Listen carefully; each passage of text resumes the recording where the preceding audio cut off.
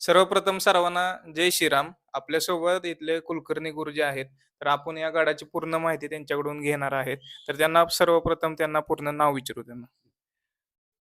समर्थ भक्त पुरुषोत्तम वसंतराव कुलकर्णी गुरुजी, राहणार पंढरपूर.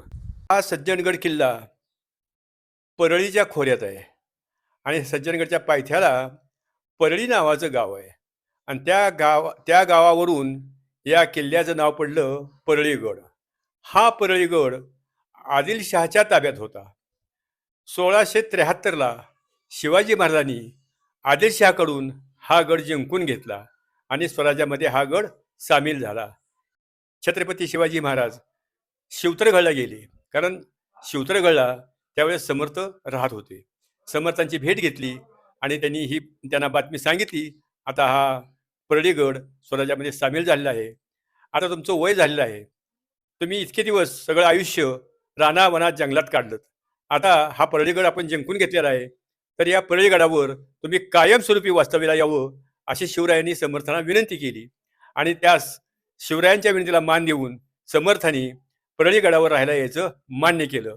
शिवाजी महाराजांनी परळीगडाचा किल्लेदार जेजूजी काटकर या काटकरला पत्र लिहिलं की रामदास गोसावी किल्ल्यावरती राहायला येत्यानी त्यांची सर्व व्यवस्था करणे, असं त्यांना पत्र दिलं.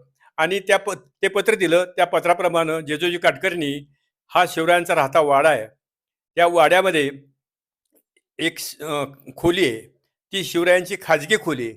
त्या खोलीमध्येच त्यांची राहण्याची व्यवस्था केली. चित्र काढायचं तर ते हाताने काढायचं. मग तिथं मेरू स्वामी नावाचे एक समर्थांचे शिष्य होते, ते कलाकार होते, हुबेहूब चित्र काढायचे. मग त्यांनी समर्थांना समोर पाहून त्यांचं हुबेहूब चित्र काढलं. ते समोरचं चित्र आहे ते फोटो घेतात. समर्थांचं चित्र आहे ते अस्सल चित्र आहे, मेरू स्वामींनी काढलेलं. हे चित्र आमच्या रामदास स्वामी संप्रदायामध्ये प्रमाण मानतात. समर्थ कसे होते ह्या फोटोत आहेत असे होते. तसंच समर्थांची ती काठी 5.5 फूट उंचीचे, त्यापेक्षा समर्थ 1.9 इंच उंच होते, म्हणजे समर्थांची उंची 6.25 फूट होती असं ती काठीचं प्रमाण सांगते. हा किल्ला समुद्र सपाटीपासून 3000 फूट उंच आहे. आता तुम्ही ज्या पायऱ्या चढलात त्या फक्त 240 आहेत. समर्थ तंजावरला गेले होते, त्यांनी राम मूर्ती करायला सांगितल्या, त्याप्रमाणे त्या राम मूर्ती 2 वर्षांनी तयार झाल्या आणि ते मूर्तिकार त्या मूर्ती घेऊन सज्जनगडला येऊ लागले. निरोप आला, मूर्ती घेऊन यायला लागलोय. दरम्यान काय, आता तंजावर खूप लांब आहे, 800-900 किलोमीटर आहे. इतक्या लांब यायला त्यांना 4-5 दिवस लागणार होते. तोपर्यंत समर्थांनी त्या रामाच्या मूर्ती ठेवण्याकरता तो ओटा बांधलाय. 3 एप्रिल 1680 चैत्र शुद्ध पौर्णिमा हनुमान जयंती, त्या दिवशी छत्रपती शिवाजी महाराजांनी रायगडावर ध्येय ठेवला. ही बातमी सज्जनगडला पोहोचली. एवढे मोठे संत, पण ही बातमी ऐकून ते विचलित झाले. त्यांना खूप वाईट वाटलं आणि त्यांनी उद्गार काढले, शक्ती गेली, आता युक्तीचं काय काम आहे.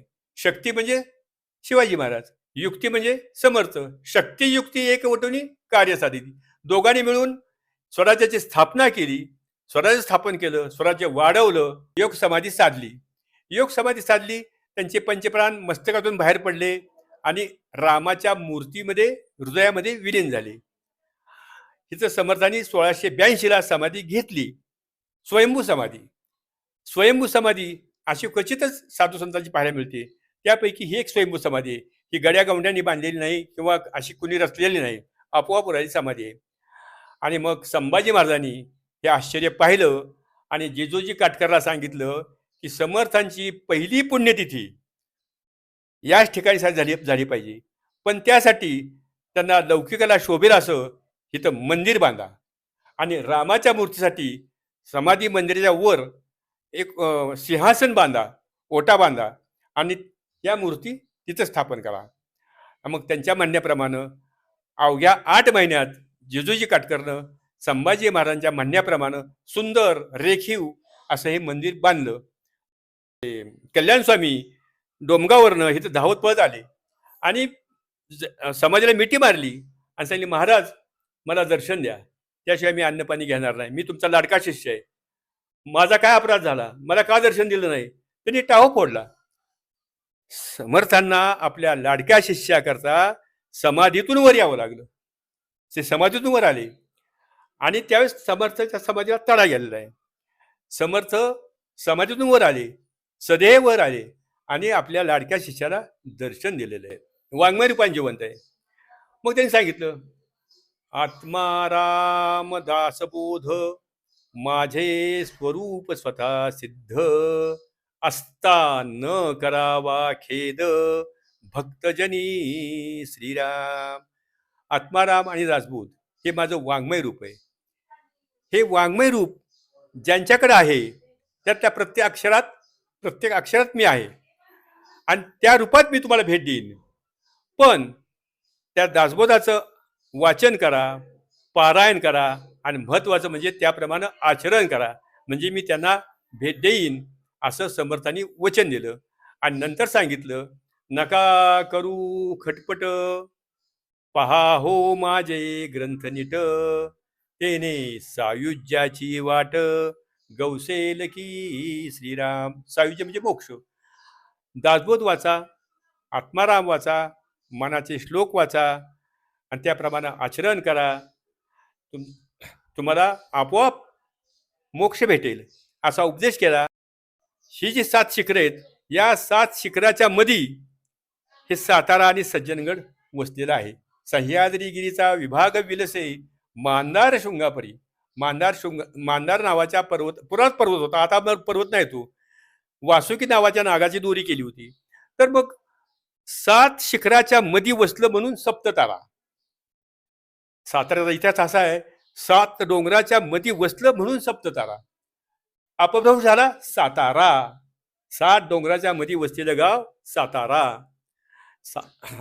सह्याद्रीगिरीचा विभाग विलसे मांदार शृंगापरी नामे सज्जन जो नृपे. ह्यातला नृप म्हणजे शिवाजी महाराज, नृप म्हणजे राजा. नामे सज्जन उर्वशीचे तिरी. उर्वशी, उरमोडी नदीचं नाव, पौराणिक नाव उर्वशी आहे. अपभ्रंश झाला, उरमोडी पडलं. आणि सज्जन, समर्थांचं एक टोपण नाव सज्जन होतं. शिवाजी महाराजांनी सज्जनगडावर समर्थांची वस्ती केली आणि त्या गडाचं नाव काय ठेवलं? सज्जनगड.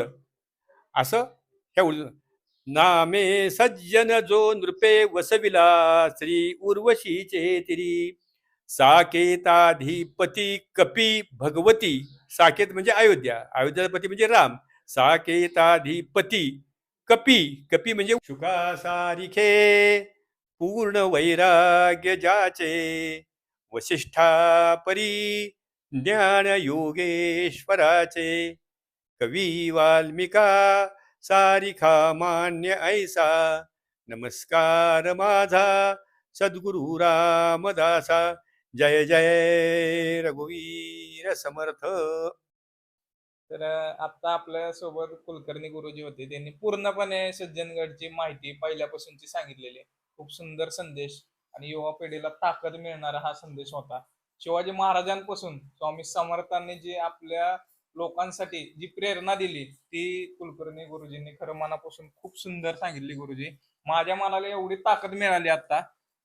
युवा पिढीसाठी खरंच ह्या गोष्टी ऐकणं गरजेचं आहे आणि या व्हिडिओ मार्फत कुलकर्णी गुरुजींनी दिल्याबद्दल त्यांचे खूप मनापासून आभार. गुरुजी, आणि तुमच्या असेच प्रेरणादायक अनुभव आमच्या प्रेक्षकांना दिसतील आणि जास्त माहिती मिळेल, त्याचा फायदा होईल आणि पुढे याची गरज आहे, अशी जुन्या विचारांची गरज आहे.